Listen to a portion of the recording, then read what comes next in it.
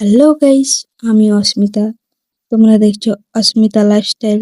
তো সকাল সকাল ঘুম থেকে উঠে গেছি, তো ঘুম থেকে উঠে বাড়ি চলে এসেছি। তো বাড়িতে কিছু সবজি নেব, তো কি কি সবজি নিই সেটাই তোমাদের সাথে শেয়ার করব। তো এদিকে দেখো আমি খাড়ি নিয়ে নিয়েছি।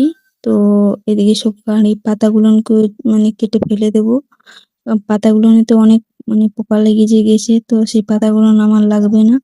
এদিকে দেখো সব একটা একটা উপড়ায় নিয়ে মাটিগুলোকে কেটে ফেলে দিচ্ছি। আর এদিকে দেখো আমার কাটাকাটি কমপ্লিট।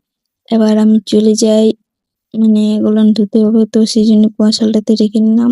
আর রাত্রে কিছু বাসনপত্র ছিল, সেই বাসনপত্র গুলোকে ভালো করে মেজে নেব।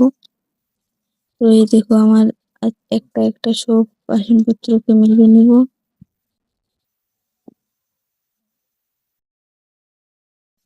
যাই হোক, আমার মাজা হওয়া হতে হতে তোমাদের সাথে কিছু শেয়ার করি।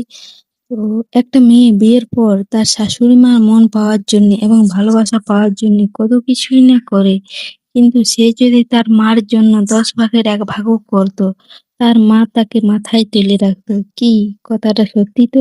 যাই হোক, তোমাদের কেমন লাগলো অবশ্যই জানাবে। আর দেখো, তোমাদের সাথে গল্প করতে করতে আমার এদিকে মাজা হয়ে গেল। বা মাজা হওয়ার পর সবগুলাকে ধুয়ে রেখে নিচ্ছি। তো দেখো এদের আমার আস্তে আস্তে সব একটা একটা ধুয়ে রেখে নিলাম। আর এদিকে আমার সোনামা উঠে গেছে, তাই ওর বাবা আমার কাছে নিয়ে আসছিল।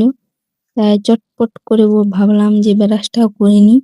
তো এই দেখো আমার ব্রাশ করা কমপ্লিট। আর এখানে মুখটাও ধুয়ে নিলাম। আর ধোয়া হয়ে গেল। এদিকে দেখো আমার চটপট করে মুখটাকেও ধুয়ে নিলাম।